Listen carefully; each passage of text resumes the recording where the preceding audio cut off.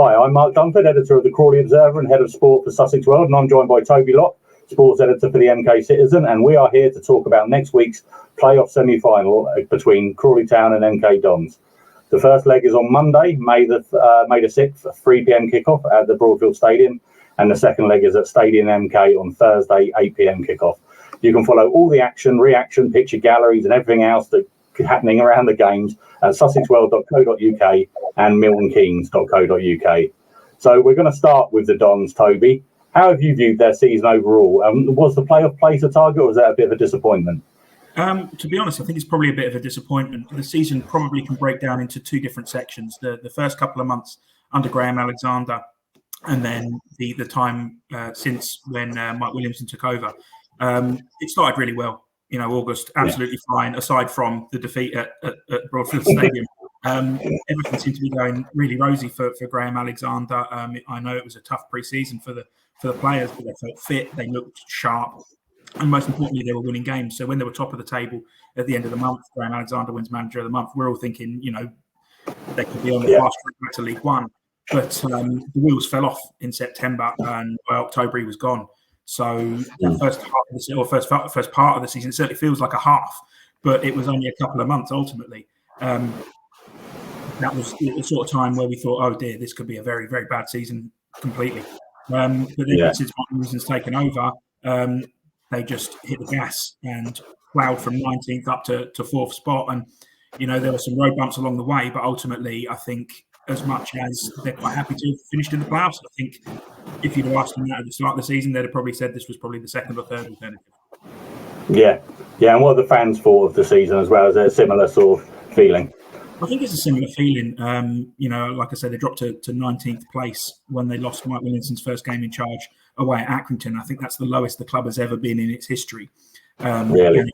It was doom and gloom. It was. There was a lot of questions being asked about the recruitment again and the squad makeup and whether or not this team was actually built to do anything worthwhile in League Two at all. Whether or not they could, was it a League One team that they'd put together that just can't handle the rough and tumble and the styles of League Two? All sorts of questions flying about, but Mike managed to get a tune out of them very quickly, and he won then a few games on the trot. Not long after taking over. So it sort of started to build that momentum. And I think fans quickly got on board with that because they remembered how it was to win again. It's so easy to forget after a year and a bit of losing regular games and obviously getting relegated to League Two and then having the start that they did. It was easy to forget that winning feeling again. And Mike brought that back. And I think that's given him a lot of credit from the support. Yeah, and actually, just a quick word on Mike Williamson, because obviously he's been nominated for who was nominated for manager of this season, along with Nigel Clough and the crew manager, Lee Bowell, wasn't it? Do you think he thoroughly deserved that nomination? I really do. Like I said, the turnaround has been quite remarkable. And in his first year as an EFL manager, it's been fantastic. He's completely turned the club, certainly style-wise, on its head. It's a style of football that the chairman wants to see, that the fans enjoy seeing. And it's brought about results. They've smashed through teams on the way up the table up until about New Year. They'd lost one game under the new boss. It was a massive run, and they've stayed there or thereabouts in the fight up until the last few weeks. That beat to Stockport was probably the final now, and then the Mansfield loss as well came as a sucker punch later on. But it was well justified for me. Yeah, and that's what I'm looking forward to actually in the next two games. Is that I think they are two of the more attractive footballing sides, aren't they, Crawley and MK Dons? Absolutely. I think the two games that we saw, even in Dons' contrasting styles that they went with, obviously went to the Broadfield Stadium under Graham Alexander, and it was a bit more rough and ready football. But Crawley popped Dons off the park, quite frankly, from minute one. And It was a tough evening for MK Dons, and then even at Stadium MK, Dons got goals at either end of the game, but it wasn't as easy as it looked. It certainly didn't feel like a 2-0 victory. It felt like they were all lucky and somewhat fortunate to come away with that win. But all the same, they defended well that night, Dons, and they're two very attractive styles, but ultimately they're quite similar styles as well. And I think that's where sometimes if you get two very similar styles, it can feel like two teams butting heads, and it can almost come across as a little bit too ugly because you're both trying to do the same thing, but you also know how to stop it as well. But if both sides can take advantage of the conditions, of the pitches, of the sizes, and obviously of home territory when it comes to it, it might be a really, really enthralling playoff semi-final. Absolutely, yeah, couldn't agree more. And what's their form been like going into these playoff games? It's actually been pretty decent in the last few games. They won't have liked conceding quite as many goals as they have, but they've they lost to Mansfield, but they had to chuck everything at it. The 4-1 scoreline almost sort of glosses over what the actual match was. It was do or die at that point. They conceded 2 goals in stoppage time because they were piling everything forward in a bid to keep that automatic promotion chance alive. But yeah, they've conceded a lot of goals, which I think will be the main concern. But scoring goals has been pretty decent as well. They've got 5 at Harrogate and 4 against Sutton in the last couple. So it's not the best form that they they obviously want to go in with as many wins as possible. But they've looked confident when they've been out there. Yeah, excellent. And how do you, the fans, and Mike Williams see Crawley as an opponent? Because Dons will go into the game as favourites, surely. I think. Yeah, I think at this point, when it comes to playoffs, much like cup competitions, form goes out the window, really, doesn't it? It can act as a confidence thing. But I think going into the playoffs, it's almost a fresh sheet of paper. A couple of years ago, Dons went into the playoffs in League One, and they just slapped Plymouth 5-0. They only just narrowly missed out on automatic promotion that day, and came up against a Wycombe team that braked in on the final day. So it's one of those where I think form goes out the window, and it means relatively little. But that said, Crawley are formidable opponents. I think it was 57% possession they had in both of the games against them this season, and that's a stat that Dons don't like to see. They want to have control, they want to have the ball. So they know that they're coming up against a Crawley side who are well drilled, know what they're doing, and are really good at what they're doing as well. So I don't think that league position, or ultimately, of course, league position doesn't matter now. It's competition football across 2 legs. So it's a dangerous one for MK Dons. They can't take Crawley lightly because they know what's happened to them in the first 3 games that they've played this season. So they won't want beats of that. Yeah, and the fans confident though? Do you think? I think so. Yeah, I think you have to go into these things confident. There's a huge campaign set by one of the supporters groups, Dons Action, who are encouraging fans to don their white for the home game, and make Stadium MK looking as white as possible, like the kits. I think everybody's really, they're looking forward to it. When there's a playoff campaign, people in Milton Keynes will come out. And I think they've sold well over 5,000 tickets for the home leg already. I think that may only increase, well, obviously depending on the result on Monday. But with a week to go, there's still great demand for those tickets. So I think the fans will be loud and proud. I think the away end is sold out for the first leg already as well. So I think everybody's buzzing for it, and I think ultimately everybody just wants to get out of League Two. Yeah, absolutely. And what sort of style can Crawley fans expect to see from MK Dons, and who should they be looking out for? Sort of key danger players. Yeah, well, I think very similar to the way Crawley like to play. They like to play out from the back. They like to pop the ball around. It's very much centred around the 2 midfielders who sit in front of the back 3, be it Jack Payne and Lewis Bate, or Ethan Robson, or MJ Williams can pop in there as well. But it's very very pass orientated. It's very you see a lot of triangles. You see a lot of sometimes dangerous passes out from the goalkeeper, things that might leave your heart in your mouth. In some of the most lavish of Premier League stadiums at times, and you wonder what on earth are you doing. But it can pay off. So it's a style that is becoming more prominent in football. You don't tend to see it quite as low down in these leagues as maybe MK Dons would like. But I think like I say, it's a very similar style to quick passes, a lot of movement, a lot of use of wing backs. Probably experience at Crawley as well. In terms of players to look out for, Alex Gilby, who will play just in behind the striker, he's been talismanic since he's come back from Charlton. He spent 3 years there. He admitted that he never should have gone in the first place. He's swept the Player of the Year awards on Monday night, picked up Player of the Year, Player of the Year, Players Player, and Goal of the Season. It's his most prolific scoring season. He's picked up more goals and assists this year than he did in his first spell, and that was 3 years at the club before that. So he's just been mighty since coming in, and he's worn the captain's armband more often than not as well. So he's been absolutely massive and is the voice on the field. He's the one that gets the crowd up as well. So he's definitely one to watch out for. But similarly, Max Dean, he's got goals in his last 6 appearances.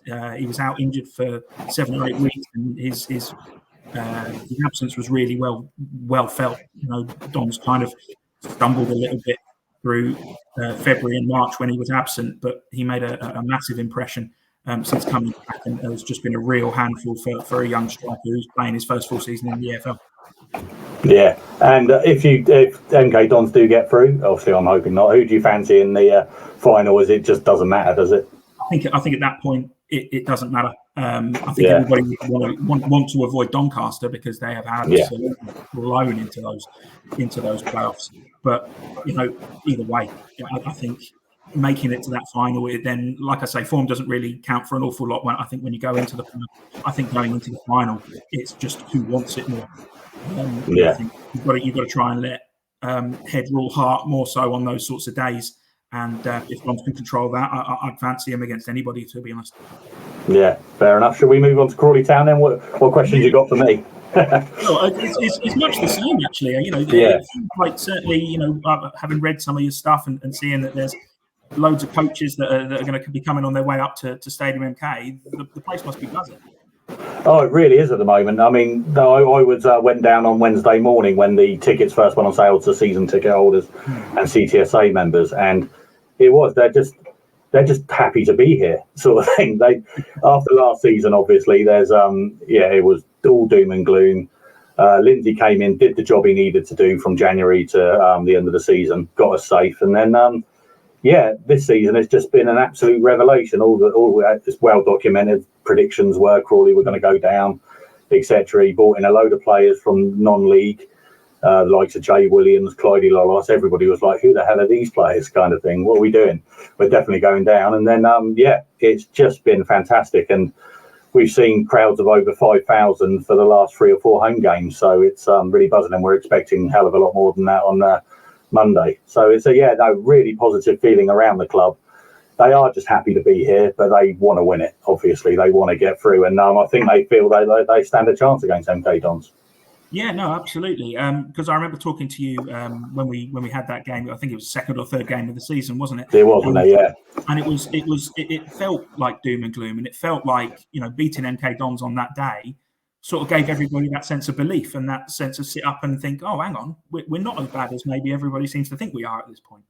Absolutely, yeah, because they beat Bradford obviously 1-0 on the first day of the season, and I think it was it wasn't a great performance, a vintage or anything like that. But then, I think it was that night, MK Dons, where everybody stood up and started to believe, kind of thing. And it was the quality of the goals as well. Danilo Orsi's winner was shortlisted for goal of the season, didn't win it, but it was just a lovely move, just one touch. Adam Campbell, I can't remember who else was involved, but it's a great finish. And Nick Ceruda's goal as well was great. And from that point on, they haven't looked back really. They've had some dodgy runs. There was a period around November, and it all sort of coincided. And I'm not saying this was a distraction, but when their Gillingham job came up and Scott Lindsay was rumoured to have had interviews and that, I mean, he denies that he had an interview for the job, but you hear different things. There seemed to be a little bit of a distraction around that time, and there was a little bit of a bad run, and they sort of dropping down. They were never really going to ever be in a relegation battle, I didn't think, even if they had a run. But then sort of January onwards, they just, after the MK Dons defeat and that, they just sort of didn't look back, and it was only a poor little run towards the end of the season that meant they didn't confirm their playoff place earlier than they actually did, and they had to wait for that last win against Grimsby on the final day and results going against them. I mean, you have to feel for Barrow a little bit, don't you? They're all season, last game of the season. But yeah, not really. I mean, I thought they were a very good, well-organised side, Barrow, but they're not fun to watch, I didn't think. Someone has to miss out, and ultimately you've got to it's up until the final game and the final minute in your career. Absolutely. Yeah, no, I was so delighted for Scott, because I mean I've endured some managers over the years at Crawley Town. One springs to mind straight away. You've all seen those YouTube videos of previous careers. Yeah, but Scott and the players, and I said it, I presented an award on Sunday night at the award ceremony, and I just said, I was asked by the compere, I said, what's it been like covering them? And I just said, it's been a breath of fresh air this year. Scott is, even when they lose, he's always there. You can tell what kind of mood he's in, but he's always going to give you time, and he's always going to talk to you, whereas previous managers haven't done that. And the players, every player you speak to is, they're interested in you as well. I mean, I walked past Lawrence Maguire at the table on Sunday night, and he just grabbed me, hey Mark, how you doing? What's going on, sort of thing, and all that. And it's just like, I've never had that before, and it was really interesting to see. So, but it's been great, and I'm just so pleased for Scott and the club, and because they've got 5 full-time employees, Crawley Town Football Club. Yeah. And they work so hard, and I've got to know them really well over the years, and they deserve this just as much as Scott and the players. That's the great level of football, isn't it? You can have a club like MK Dons who have got hundreds of employees who, seemingly have all the backing and everything like that, and then you in a similar boat and in a similar match, you've got Crawley Town. I mean, it's the boys of League Two, well, because absolutely, yeah, absolutely. Tell me about Clyde Lolos then, because I think he came on in the game at the Broadfield Stadium against Dons. I think a lot of people were just weren't sure on him. They sort of just discovered who he was, but he's been absolutely flying in the last few weeks. Oh, he's been incredible, and he has been sort of like the revelation this year, because I remember when they signed him, again, it was one of those ones where everybody just sort of like, who's this guy? Playing at Oxford City last year, in the National League South, there is in Oxford City, I think. Yeah. Scott Lindsay said to me early on, he said, you watch this guy, he is going to be special. And he said he's got so much talent. I think he just needs a little bit of reining in, a little bit of coaching, and he'll be there. And he did. He came on against MK Dons. I think he's actually played in all 46 league games this year as either a starter. He started 26 times, 20 games as substitute. So, and he's got 13 goals now. And I just love him. In his last 6, I think he's got. Yeah, it was. Yeah, absolutely. And a vital equaliser against Sutton a couple of weeks ago. So, but he's a joy to watch. He's got such quick feet. He's aggressive. He loves sticking it to the away fans, and that he loves celebrating in front of them. And he's the kind of player you want on your team, but you hate him if you're on the other team, kind of thing. But he's a joy to watch, and he scored some absolute quality goals. I think he had 2 goals in the goal of the season that he could have had, and he won goal of the season for his goal against Harrogate. I don't know if you saw it. Took on his chest, flicked it over, and then sort of the old Dele Alli type one against is it Palace that time? Yeah. But he's a joy, and he's not so good at speaking at award ceremonies, which I found out the other night. but he's doing it on the pitch, and the fans absolutely love him. And he is a real danger man. He plays just behind Orsi up front, and he drops back, and he does work so hard as well. There's 1 minute he'll be leading an attack, and then he'll be tracking back as well when the team are counter-attacking or whatever. He's just an absolute joy to watch. But the fact that he was playing in National League South last year, and now he's just tearing it up. He's got a bright future ahead of him, and it'll be interesting how Crawley keep hold of him, because depending if they go up or not, it'll be really interesting, because there'll be teams interested. Well, I think Dons are almost in a similar boat, but with Mike Williams. He was managing it in the National League last season, in fact, at the start of this. Yes, of course. There's many rumours of clubs higher up the pyramid sniffing around. And, it goes to show that no matter what level you're at, there's always going to be somebody in there who can pluck a bit of a surprise out of nowhere. Yeah, absolutely. And also, talking about Williamson, Lindsay, every time a job comes up now, Lindsay seems to be second favourite for it. Stevenage, Gillingham again this time round. And Crawley could lose players, and they'll be able to sort it out. If they lost Scott Lindsay, it'll be very, very difficult to find someone who's done the job or try and equal the job that he's done this year. Yeah, for sure. Was it him that's brought in this style of play then? Because that certainly seems to be one of the shining things about Crawley this season has been that style of play.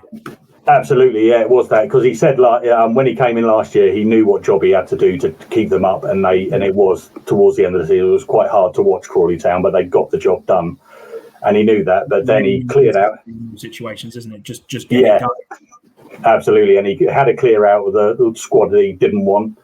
Got in all these players, and he's moulded this team. I think there's only one or two players that were playing at Crawley: Dion Conroy, Ben Gladwin, Nick Cerula, Corey O'Dye, the keeper.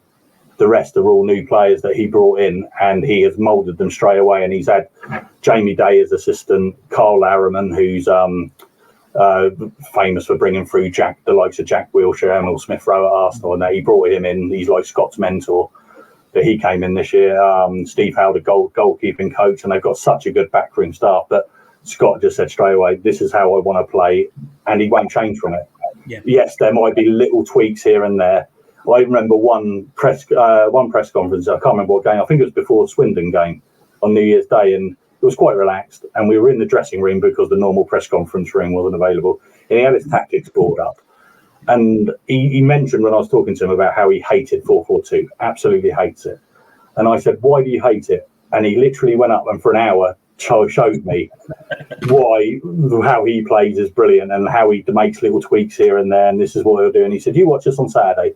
If we're losing, I'll do this," and sort of thing like that. And it was a real fascinating eye-opening, just how sort of into the minutiae of every little thing that happens. If so and so moves to here, this person has to come in and put pressure on here and stuff like that. It was fascinating, and he really is a real student of the game. Yeah. And he's just absolutely great. And I think it's all down to that this style is there. But the players have still got to take it on board and actually implement it, haven't they? And how he's got that team with the likes of Jay Williams playing at Banbury last year, Clyde Lollos, as we've said, to play at this level and to qualify for playoffs is just a magnificent effort. And how he wasn't nominated along with Mike for Manager of the Year, I do not know. Now, it's one of those awards that always make me sit up and pay attention. I do wonder how they come up with their nominations sometimes. I know they've got to pick guys at the sharp end, but there are so many guys in that division who are doing wonders with the teams and the budgets that they've got. Yeah, absolutely. Yeah, the teams that finished first and second, neither manager was nominated, were they? I don't think so. No, I think they were so heavy favourites to go up. It would be a disappointment. Yeah. It would be a failure if they finished in the top four, wouldn't it? So absolutely, yeah. So a bit of mixed form going into the playoffs for Crawley, but I suppose like I said, once that whistle blows, it's probably not going to make that much of a big difference, to be honest. I don't think so. No, it was frustrating because they could have had that playoff spot secured a lot earlier, couldn't they? And it added to the drama on the final day, which was great. But they should have beaten Barrow. Well, like I said, Barrow were very organised. I was quite impressed with how they defended in that. But the Wrexham game, they were never going to win there. But when they won 4-1 at Mansfield, I honestly thought, right, this is it. They're on the home straight now, and they're going to finish 5th or 6th, or even they could have even snuck at one point mathematically 3rd. I think they could. I think at one point they were going over the shoulders for sure. Don's were definitely looking over the shoulders. But then, the defeat to Colchester was a huge one. They seem to have struggled at home, and I hope this doesn't bear fruit on Monday in front of those big crowds, because they had this initiative 2 for 2 at £2, the Colchester game and the Doncaster game. Doncaster game on Good Friday, and remember Doncaster were 19th when they played Crawley on Good Friday. And Crawley, I don't know if it was anything to do with the pressure of the big crowds or what, Doncaster I suppose is a bit of an anomaly because they were just on this incredible run. But Colchester, as a Doncaster fan, though, I don't know how I'd feel about it, because I don't know whether or not I'd be livid the fact that they were so bad for the first 7 months of the season, and then all of a sudden have put on this tear. Because if they're playing like that the rest of the season, which is obvious to say, why don't you play like that every week? But haven't they been playing like that for at least 2 of the other months? Because you'd be furious, wouldn't you? Yeah. but you'd take this all day long, wouldn't you? Where they are, sort of thing. And would you say they're favourites? Would you say they're favourites for the playoffs? I think based off form and off momentum and just off that confidence, absolutely, you'd have to fancy them. They look unstoppable at the minute. Even I think when they were losing on the final day, you still thought, they'll come back one way, shape or form. So yeah, I think they are massive favourites, but it's a roll of the dice ultimately, isn't it? Yeah. Well, MK Dons are the only team that Crawley have beaten in this season. Yeah. They're in the playoffs, and so they lost both times to Crewe as well. But it's been the Sutton game was a disappointing one as well, because they did sink to Sutton's level. They were just ended up lumping it forward, and it was really disappointing to watch. Because talking about Doncaster that day, because that was the day they were losing. Was it Barrow that day? I can't remember, when they were losing 2-0. Got it back to 2-2 and then scored 2 in injury time. And we had the live commentators behind us from BBC Sussex and Surrey. And I was saying, it's a good result in the end because Doncaster have drew. And we were like, no, they haven't. They haven't. They haven't. Like that. And it was like, oh, God. And it was like a bit of a thing. And at that point, I thought, have they blown it at this point at Sutton? But then, luckily, other results have gone their way. And I think nerves hit most teams, didn't they, in that top lot? Yeah. So it always does at that point of the season, and it must have been a nail-biting time on that final day as well. It was, yeah, but I mean, it helped that they got that early goal. And Scott Lindsay said to me before the game, he said, if we win, we will be in the playoffs, because there's no way that all results can go against us. And he was just so good. We win, we're in the playoffs, and he was absolutely right. And getting that early goal, and Orsi and Lolos, what have they got between them? Sorry, I'm just going to check my spreadsheet. They've got 30 league goals between them, 34 in total over the season. They've been a real good combination. And Orsi, sometimes it looks like he does nothing, and then he'll score 2 goals very quickly. It's great. Terrific. So what do you reckon then? What's your score predictions then going into these games? So I did our local podcast that we did yesterday, and I predicted overall 3-2 to Crawley. So I think I'm going for a 2-1 at home, and then a very tight, nervy 1-1 draw away. That's what I'm going for. I'm being positive for my side. I reckon it'll be the reverse. I reckon it'll be 1 each at the Broadfield, and I reckon Dons will do it 2-0. I think. Yeah, it's going to be 2 very, like you said. Yeah, we just hope that it's going to be 2 good games. They don't nullify each other, really, isn't it? That's what you want. The worst thing it could be would just be 2 ugly, horrible 0-0s, and it goes to penalties, and it's just we scuff our way from 12-13, something like that. We've run out of fingernails. We've run out of fingers to bite at the end. We've typed our fingers down to the bone on the live blogs, and it's but I just entertainment, I think, is ultimately what I think everybody wants. That's what the playoffs ultimately are about, is giving everybody that thrill, and hopefully with 2 big crowds in the grounds for the 2 games, hopefully one set of fans is going to leave somewhere disappointed, but hopefully it's they'll get their money's worth and have some entertainment with it, because I think it's 2 very, very good teams who are going to be butting heads.